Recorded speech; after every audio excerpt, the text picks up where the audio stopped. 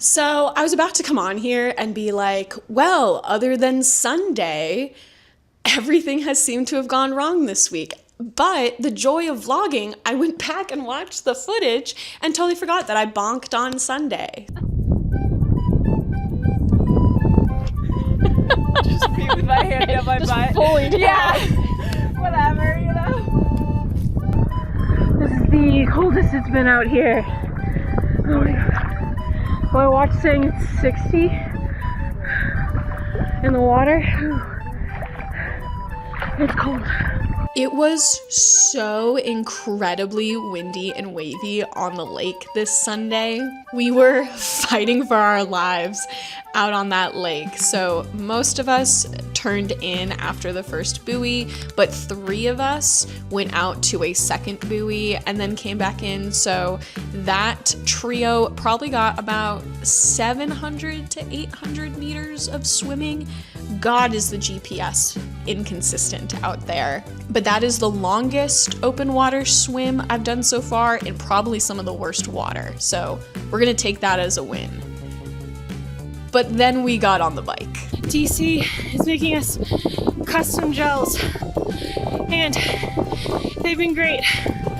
But I tried a new one today. Brown sugar cinnamon and the texture's just so off. I can't get it down. So I think I'm under-fueled. Like 15 miles in. So it's gonna be a 22-mile ride. And I'm just bonking so hard. But I just can't get that goo down. It's just so thick. Oh my god, this sucks. I'm so out of zone 2. 19 3/4 miles, just under 20. And my body is hurting so bad. My left foot, the arch hurts so bad. Like every pedal feels like someone's shoving an ice pick up my foot. I have arch supports in, and half of me wants to pull over and pull that one out. But I'm so close and I just want to be done with this ride. This is the first bike ride we've done. And I'm like, I just want this to be fucking over. I'm so done. I'm so over this. Oh my god, that was life-changing. I wish I had done that miles ago. I feel like I have a new pep on life. Still desperately need some food. But oh my god, my feet hurt so much less now. So yeah, we finished that ride, but it wasn't ideal. So like, something just ripped off my house. What was that noise? There's a crazy storm going on outside that's like just about to drop. Like the winds are blowing. The Wicked Witch of the West is about to like fly by one of my windows on a bicycle. Okay, Emily. Okay, back to triathlon. So the rest of this week, Sunday, bonk. Monday, wake up, and I have a terrible cold. Don't know if you can hear it in my chest. I thought I'd managed to make it through the holidays without getting ill, and turns out I was wrong. It hit hard, it hit fast, and it hit me on Monday. So I open up my Runna app to see like, oh god, normally Runna programs me my intervals, like my hard intervals on Monday. And first look, when I open up the app, oh, thank god, it's a deload week. If you don't know, most Runna plans will give you about every 4th week, a week that has lower mileage, just to like give your little knees, give your little ankles, your bones a break. Listen, I'm over 30. I've got one foot in the grave. I need a little time off every now and again. So that was a relief. I'm like, oh, thank God, it'll be easy stuff this week. Open up for Monday, and it's like, psych, lower mileage, but we want you to run a 5K time trial on Monday. Like, I have not ran a 5K for time in a decade, if ever. And I am laying on my couch, just like holding on to life by a thread, just going, there's absolutely no way that I am running a 5K as fast as I possibly can right now. So I was like, cool, we'll push the 5K to tomorrow. Let's just get through today. Ended up going on an easy run instead. Did not get any footage of the easy run. That was the hardest easy run I have been on in forever. Just like every quarter mile, I was looking down being like, has it been a mile yet? Has it been a mile yet?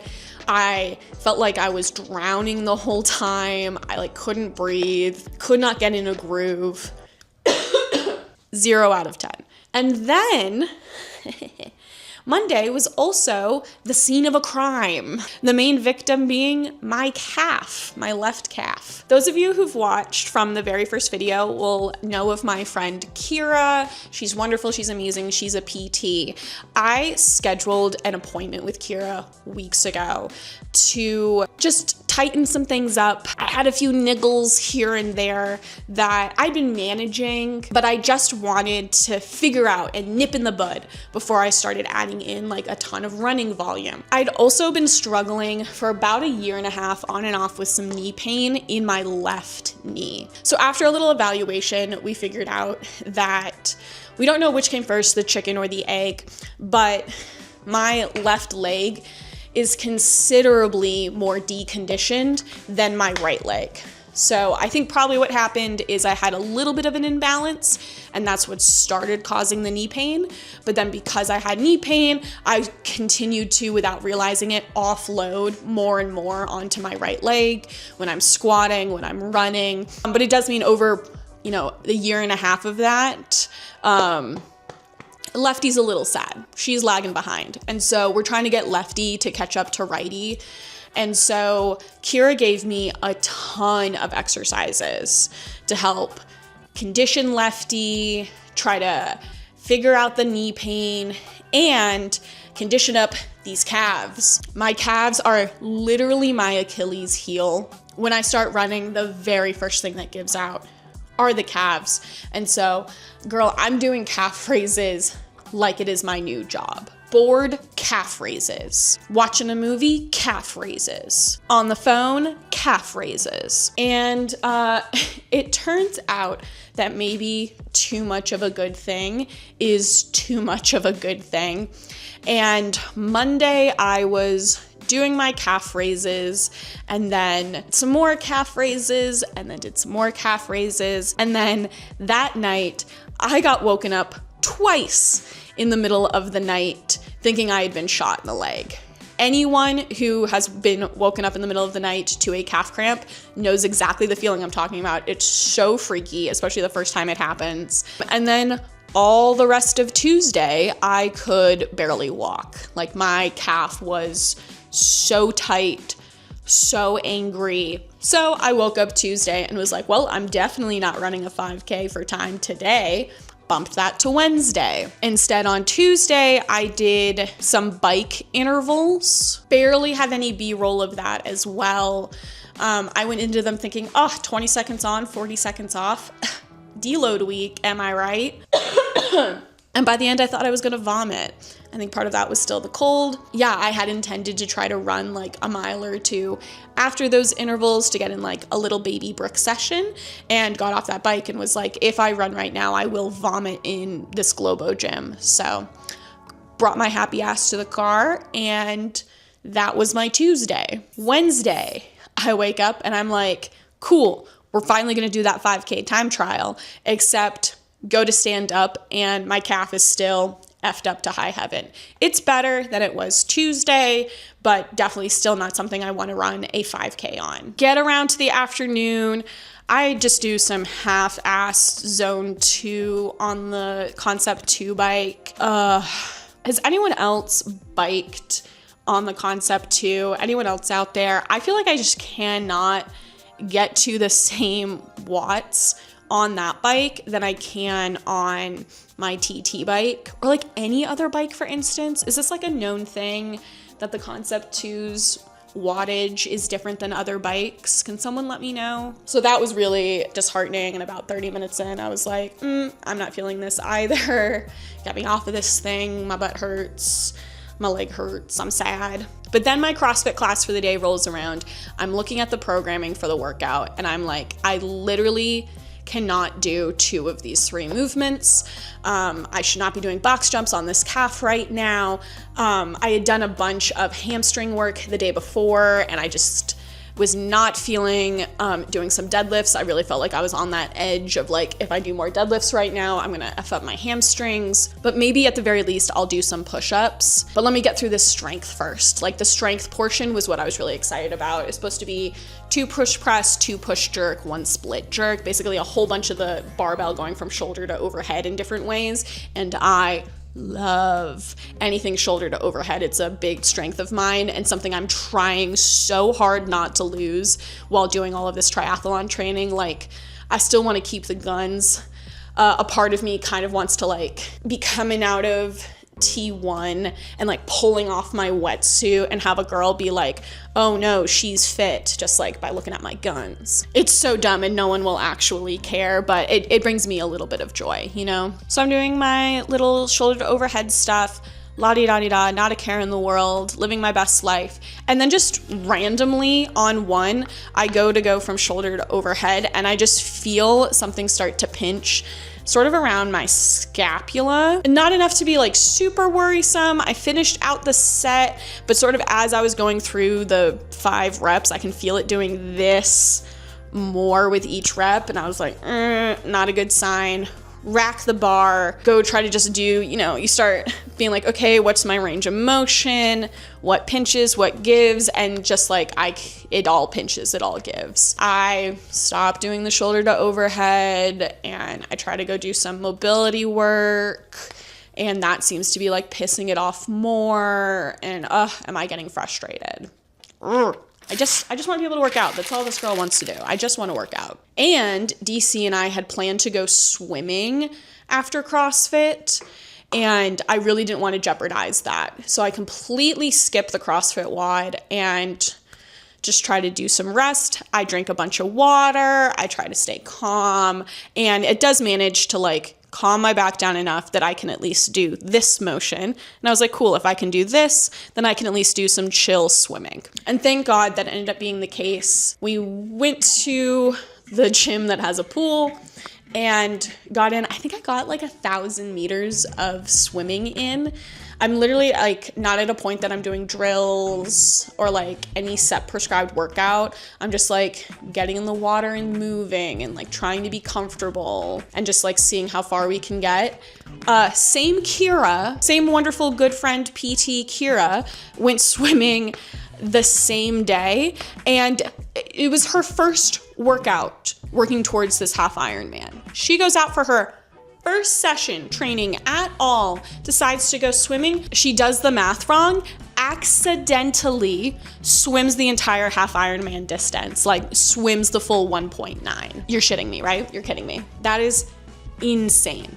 Insane. And she was like, oh, pata, no big deal. Meanwhile, I go to the gym that day, and in the same time, roughly like 40 minutes, to be fair, I was like doing a bunch of rests on the sides and just like moving and grooving and chilling. But in the same roughly 40 minutes, I swam 1,000 meters. So like half of what Kira did. I am literally swimming half as fast as this woman.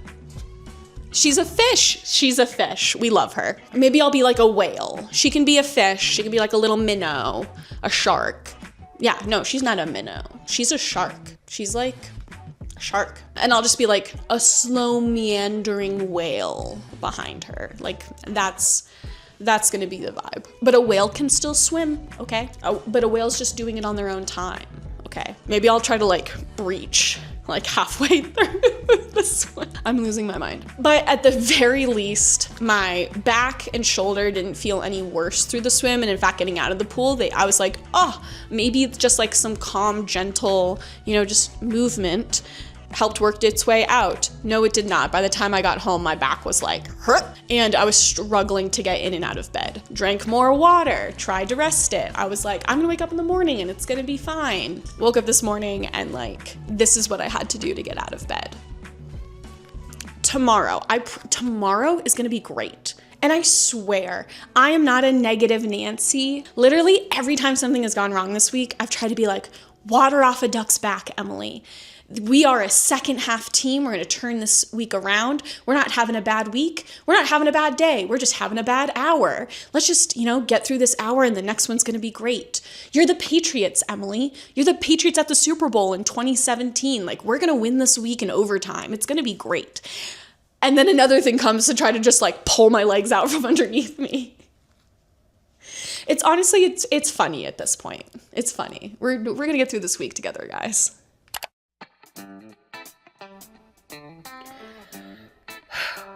I'm about a mile in and things are going okay. Nothing hurts more than when I woke up this morning.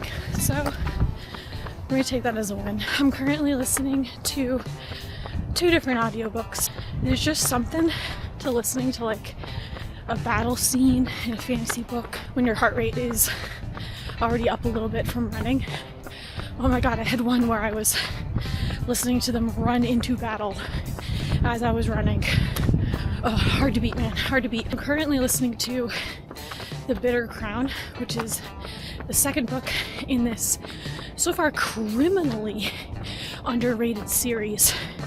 The first book was The Lost War. Oh my god, truly took like all of my current gripes with most modern fantasy books and just like hucked them out the window. Way to go. I think his name's Justin Lee Anderson. Oh, killed it. And the fact that I'm not seeing more people talk about this series on like BookTube and such makes me nervous that maybe like BookTube drops the ball or something. Over half the cast are women, which is like a low bar. But often once you get into like epic fantasy books, just like all the women disappear completely. It's insane. And this one like solidly half the cast. And not just our like main crew, but also just like side characters they run into in a bar or a tavern. Just like half of them are women. And I'm like, thank you. I cannot tell you how many times I've been pulled out of a fantasy book because I've gotten halfway through and I'm like, are there only men in this world? I feel like that would have greater implications for society than what we're addressing in this book. But on top of that, it's also just like a great story. The king sends our main guy, Aronok, out on this mission, or this quest, if you will, to go help get a queen out of a sticky situation and try to gain an ally. And the king gives him this crew of people he's got to take with him, so he's not alone. And so Aronok ends off on his quest, and just along the way, like, weird things keep happening that the characters in the book can't understand. Like, why is this here? You know, running into monsters that they didn't expect. And it just like keeps happening. Whole book, another weird thing, action scene, heartbreaking scene, over and over again. Until finally you're like, how could all of these different things all be true? And then you finally get to the end of the book and he plays the final card and the big reveal on how it's all happening. And I was blown away, utterly blown away. It's one of those endings where you feel you either have to move on to book 2 or you have to go reread book 1. I ended up moving on to book 2, and that's what I'm currently reading.